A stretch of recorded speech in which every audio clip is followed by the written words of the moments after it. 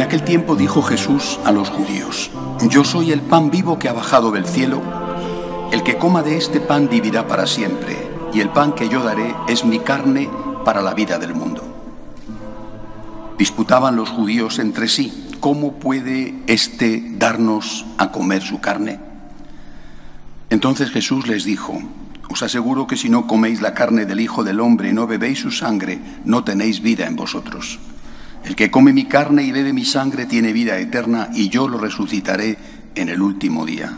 Mi carne es verdadera comida y mi sangre es verdadera bebida. El que come mi carne y bebe mi sangre habita en mí y yo en él.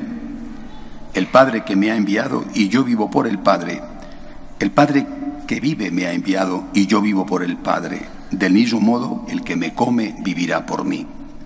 Este es el pan que ha bajado del cielo, no como el de vuestros padres que lo comieron y murieron.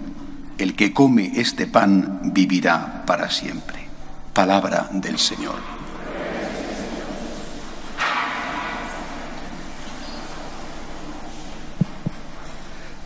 Todos los años, desde hace ya mucho tiempo, cuando celebramos el Corpus, me encuentro con el mismo problema.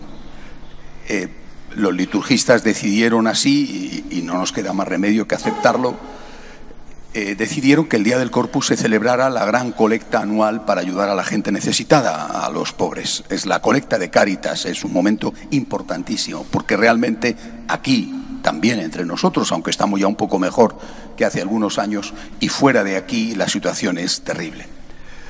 Pensad, por ejemplo, cómo están pasando los de Venezuela. Es decir, la colecta de Cáritas es uno de los grandes momentos del año, junto con la colecta, por ejemplo, la campaña contra el hambre, en que a los católicos se nos recuerda nuestro deber de solidaridad, no nuestra opción, sino nuestra obligación. Para el católico, ayudar a los pobres no es una opción, es un deber. Y es un deber que hay que hacer apretándose bien el bolsillo todo lo que uno pueda. Es decir, recordando aquello que nos enseñó la Madre Teresa de Calcuta, Santa Teresa de Calcuta, que hay que dar hasta que duela. ¿Cuál es mi problema? Mi problema es que pues no se puede hablar de todo, y en la mayor parte de las parroquias hoy se habla de los pobres y solo tenemos un día al año para hablar de la Eucaristía. Y claro, es una opción, es un dilema, a mí me parece pernicioso.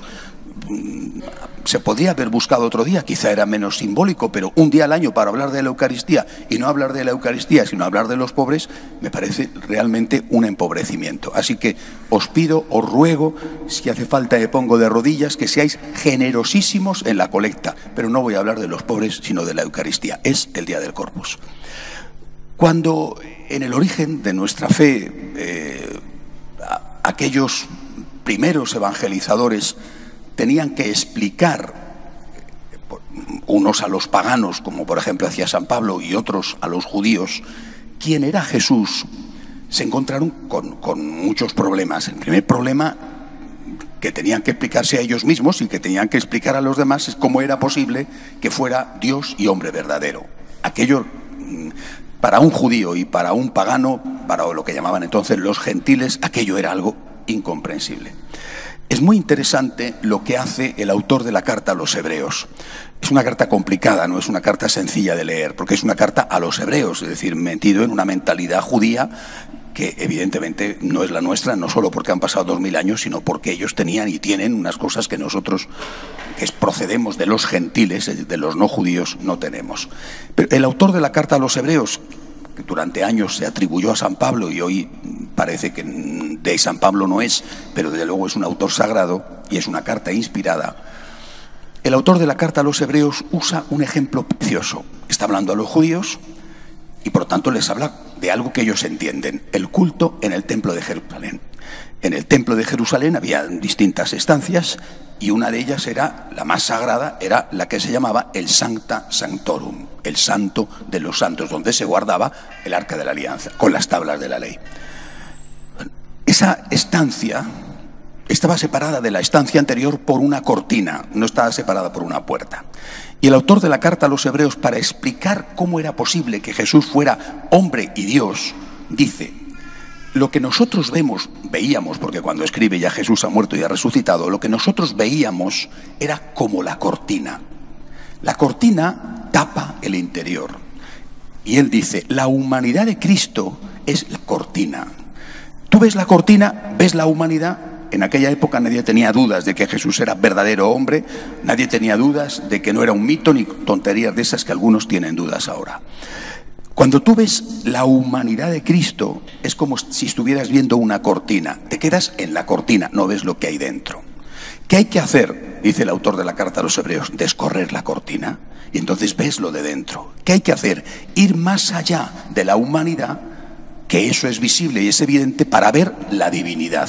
Cristo es verdadero hombre y es verdadero Dios. Descorre la cortina, no te quedes en la apariencia y verás lo que hay dentro. Bueno, exactamente igual, distinto, pero igual nos pasa con la Eucaristía. ¿Cuál es la cortina?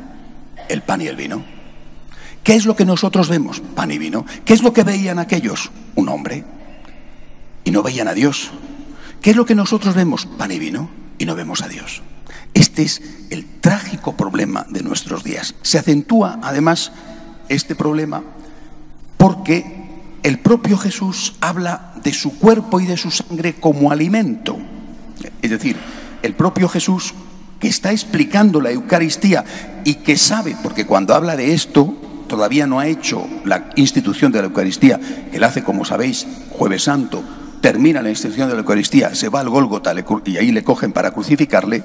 Cuando está hablando de esto y está preparando, utiliza el ejemplo del pan y del vino como comida.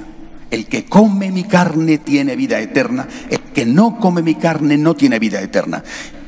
Y esto puede tener una trampa, que nosotros nos quedemos en la cortina, que nosotros nos quedemos en el pan y en el vino, que nosotros nos quedemos en el alimento, que se nos olvide que está Dios, que es Dios, que es una presencia real, auténtica, que es alguien y no algo.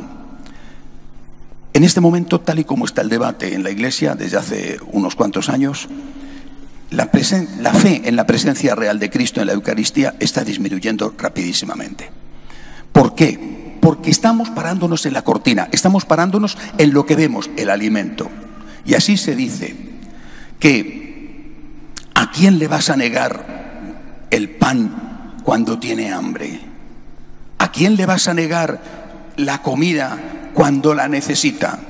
Incluso se dice que la Eucaristía no es un premio para perfectos, sino que es el alimento que necesitan los que no son perfectos.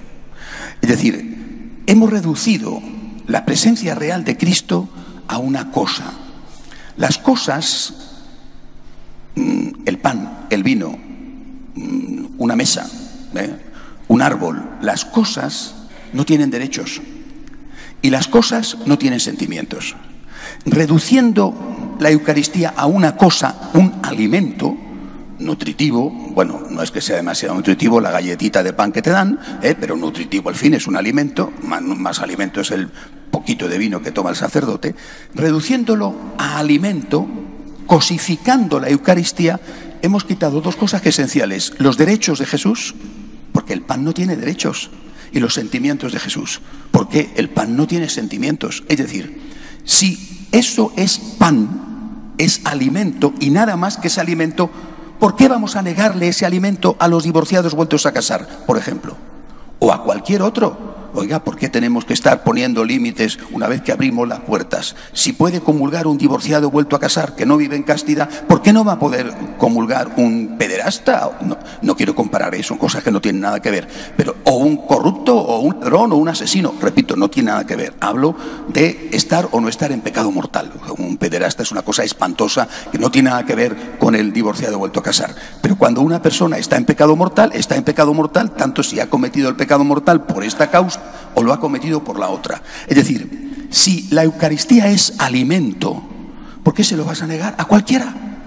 Es una persona, damos por supuesto que ya hay mucho suponer, que está intentando ser mejor. Digo que ya hay mucho suponer, porque en muchos casos lo que intenta es figurar en una ceremonia pública, todo el mundo comulga y él también. O hace la comunión su niño y no se va a quedar sin comulgar, o llega, que después no vuelve a misa, igual que no vuelve a misa su niño, pero ese día tiene que figurar y tiene que comulgar.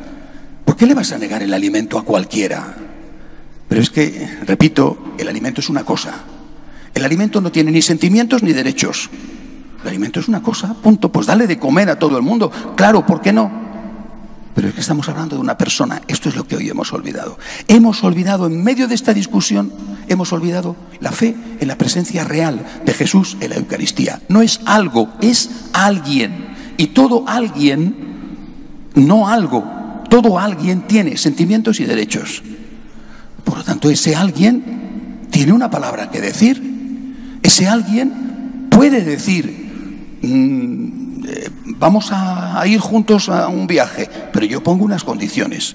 No es, vamos a ir juntos a un viaje sí o sí.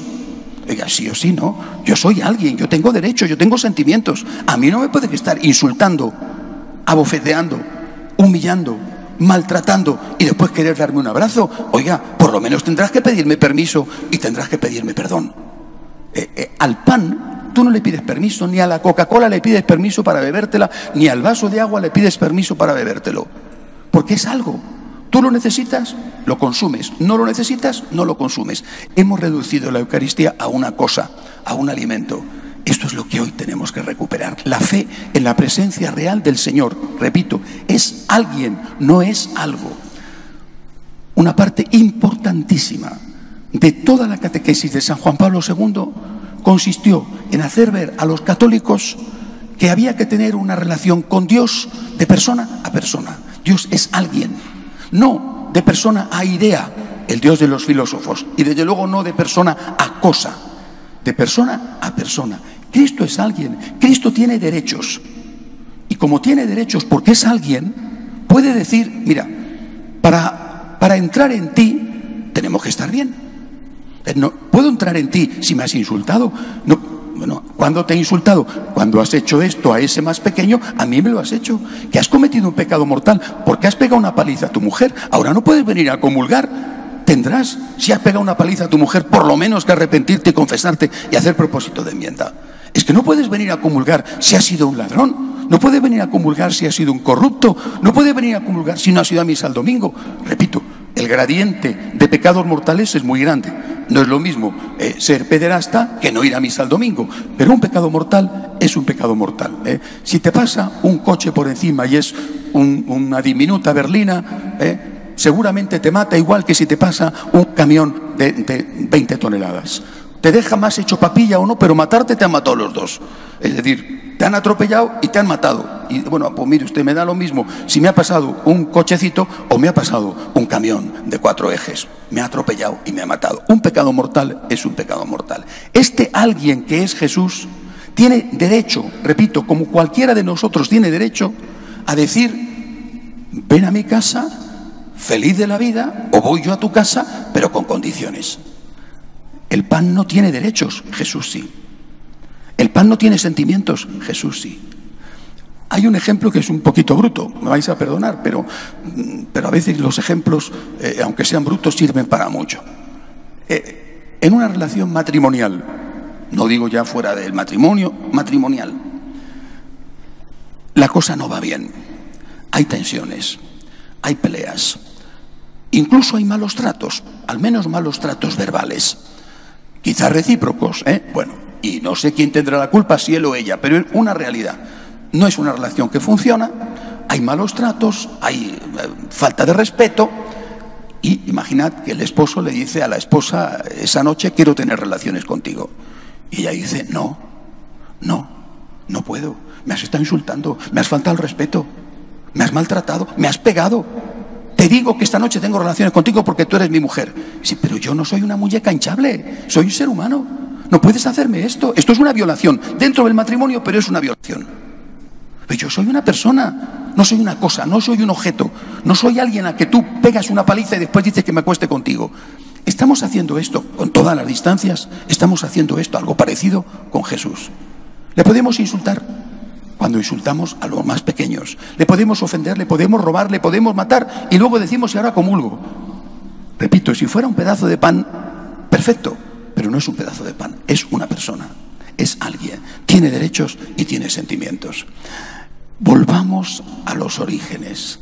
aquella fe de nuestros mayores, aquella fe del Nuevo Testamento, aquella fe de los primeros cristianos que se arrodillaban delante de la Eucaristía, que ni se les ocurría pensar, porque San Pablo lo decía, lo dijo muy clarito, que podían ir a comulgar en pecado mortal. Pecados mortales y pecados no mortales los hemos hecho todos. Ese no es el problema. En la Iglesia el problema nunca ha sido el pecado, porque la Iglesia es el cuerpo místico de Cristo en la tierra, que ha venido para salvar al pecador, no ha venido para curar al justo. Nunca ha sido el problema el pecado, el problema es el arrepentimiento. Dios es rico en misericordia, vive pensando en darte misericordia, pero tienes que estar arrepentido.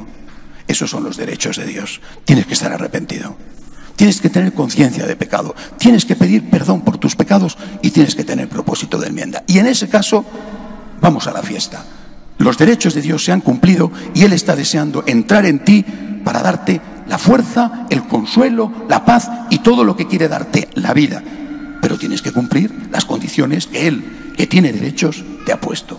Estar en gracia de Dios. Y eso significa, repito, que si has pecado, tienes que haberte confesado, tienes que tener arrepentimiento y tienes que tener propósito de enmienda. No podemos pedir menos.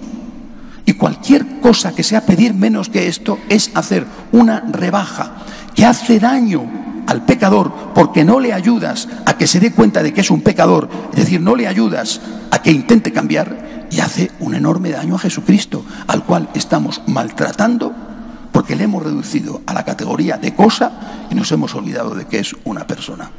Vuelvo a repetir, hoy es el día del Corpus. Quisiera que nos ayudarais para ayudar a los pobres, que fuerais generosos, pero el pobre hoy, el más pobre de los pobres hoy es Jesucristo. Y hay muchos que defienden a los pobres. Yo tengo también muchas ganas, además de defender a los pobres, de defender a Jesucristo, que es hoy el más pobre de los pobres. Amén.